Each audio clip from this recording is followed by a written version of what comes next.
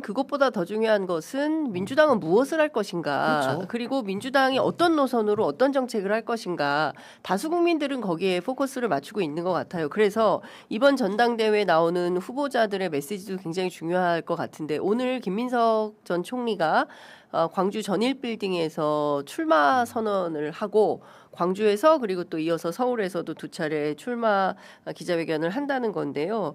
어떤 메시지가 좀 나와야 된다고 보십니까?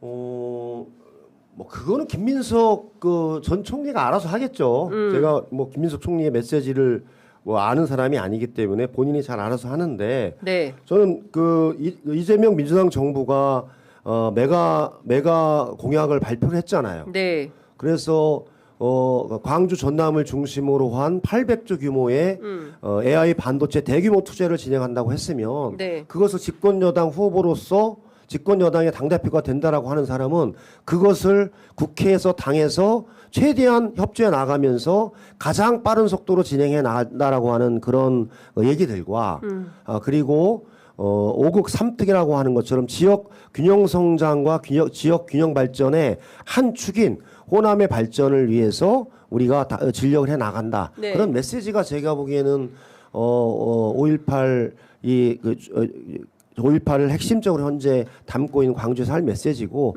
또한 민주당의 역사잖아요. 네. 한마디로 그 양무 호남 시무국가 이순신 장군이 얘기했듯이 네. 임진왜란 시기에 그 정말 호남이 없었으면 네. 조선이 무너지는 그 시기 속에서 조선을 구했던 호남의 그런 정신들을 네. 잘 기억하면서 민주당이 민주주의와 성장, 예. 분배, 복지의 이 가치들을 그 김대중 대통령이 해왔던 민주주의와 생산적 복지의 두 수레바퀴가 더 양적으로 질적으로 확장해 나가는 더불어민주당과 이재명 정부를 만들겠다. 뭐 그런 정도의 메시지가 있지 않을까. 그런 생각이 제가 이 질문을 던진 이유는 지금 더불어민주당이 직면한 시대 정신을 구현해야 되는데 그 시대 정신이 뭐냐. 그리고 지금 민주당이 해야 될 핵심 의제, 물론 이제 정부가 주도하는 3대 메가 프로젝트도 있지만 그와 별도로 정당이 밀어가야 되는 의제들 시대 정신이 있는 거지 않습니까? 그걸 뭘로 삼는 게 중요하냐. 지금 뭐 김민석 총리뿐만 아니라 정청래 후보 전 대표 같은 경우 아직 선언을 안 해서 송영길 전 대표는 이번 주에 또 출마 선언을 한다고 하고 있고요. 그래서 좀 그걸 여쭤보고 싶었어요. 사선의 중진이시기 때문에 민주당의 시대 정신이 뭐냐 지금. 그렇죠. 전 지금 말씀드린 것 같아요. 그러니까 민주당이 뭐 지금 하늘에서 떨어진 정당이 아니잖아요. 네.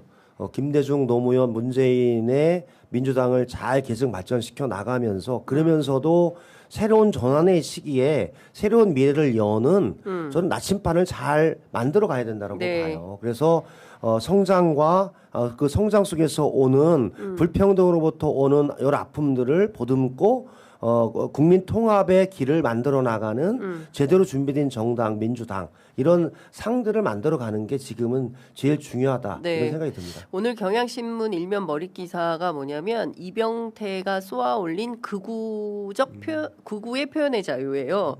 그 5.18 성역이 아니다. 그 김일성 뭐 사망 당시에 빗물에 하여튼 뭐 블라블라 뭐 이런 이야기들을 했어요. 뭐 긴 글을 올렸는데 김남준 전 청와대 대변인 이번에 국회의원 새로 당선된 분인데 자진 사퇴해야 된다라는 주장합니다. 의원님께서는 어떻게 보십니까? 이 두 가지. 저는 뭐 사퇴 여부는 본인이 판단할 부분인데 네. 자유인이었을 때와 한마디로 이병태 개인이었을 경우에는 그렇게 얘기를 하고 네. 책임을 지면 돼요. 그러나 규제합리화위원회 부위원장 총리급인가요? 총리급이에요. 총리급 부위원장으로서의 공적인 역할을 하는 사람으로서는 저는 공적인 판단과 결정에 따라야 되는 거죠. 네. 한마디로 5.18에 대해서 대한민국의 광주 민주화 운동으로 규정을 했고 그에 네. 따라서 합당한 대우를 하고 그런 정신들을 잘 이어가자라고 하는 것이 네. 사회적인 합의였고 민주당은 그것을 가장 강하게 지켜 나가야 할 정당이고 이재명 정부는 그것을 계승하고 만들어가는 정부인데 그에 반하는 말을 하는 것 자체는 네. 저는 제가 보기에 대단히 적절하지 않은 발언이고 취소해야 된다고 생각합니다. 이 발언에 대해서 사과하고 취소해야 된다. 맞습니다. 예. 만약에 그런 지금까지는 그런 입장이 없어요. 만약에 계속 그건 뭐 그건 이제 본인의 진퇴 여부는 본인이 결정하겠죠. 그 외연 확장을 어떻게 할 거냐 민주당이. 그러니까 중도 확장 필요하고 그리고 그러지 않으면 사실 민주당 집권이 어렵다. 왜냐하면 과거에도 민주당은 늘 일종의 통합 연대 이런 DJP 연합이 그랬고요. 그리고 노무현 전 대통령 같은 경우에도 어쨌든 정몽준 단일화가 기여한 바가 있고 또 이렇게 합치지 않으면 힘을 좀 발휘하기 어려운 내란을 겪었음에도 불구하고 김문수 후보가 41%나 점유하는 이런 현실에서 민주당의 노선은 어디로 가야 될 거냐. 그런데 이 외연 확장에서 그 대통령께서 정의로운 통합을 말씀하신 적이 있거든요. 어떤 방식의 외연 확장이 좋은 거냐. 이병태 부위원장까지도 포괄하는 외연 확장이 맞는 거냐에 대한 의문부를 찍는 분들이 계세요. 이건 어떻게 보십니까? 그래서 저는 그러니까 그 자유민주주의 국가이고 네. 그 속에서 그 민주적 국민정당을 지향해 나가는 민주당의 그 방향 아닙니까? 그리고 연대와 통합을 통해서 네. 대한민국의 변화를 만들어가는 방향이 다 큰 방향을 가지고 있거든요. 네. 그러면서 기본 우리와 함께 플러스 중도 확장을 통해서 예. 다수적인 구조를 통해 대한민국이 후퇴하지 않는 민주주의와 모든 국민이 행복할 수 있는 좋은 나라를 만들어가는 네. 그런 큰 방향을 저희들이 가지고 있다면 그에 따르는 저는 이 확장을 위한 노력들을 지속해 나가는 건 맞고요. 그러나 우리가 지향해 나간 여러 가치와 방향이 있잖아요.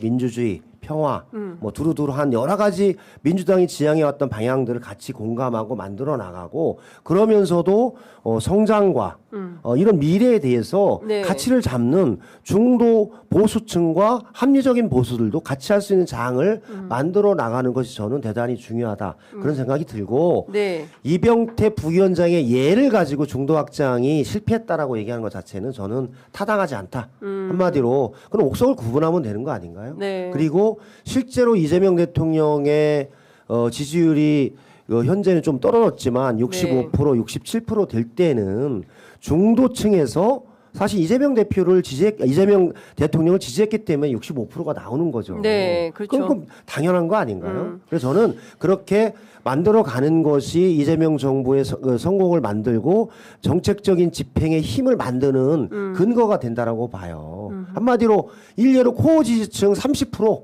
네. 똘똘 뭉쳐서 30%를 유지해 나가면 네. 이재명 정부가 성공하나요? 그건 아니죠. 그렇죠. 그러니까 어렵죠. 그런 우리 민주당의 적극적인 지지층 플러스 민주당의 방향에 대해서 동의하고 이 정도면 민주당이 잘하네. 네. 이재명 대통령이 과거의 대통령과는 다르게 성장과 미래에 대해서도 적극적인 방향을 가지고 투자를 하고 계획을 가지고 만들어가네. 네.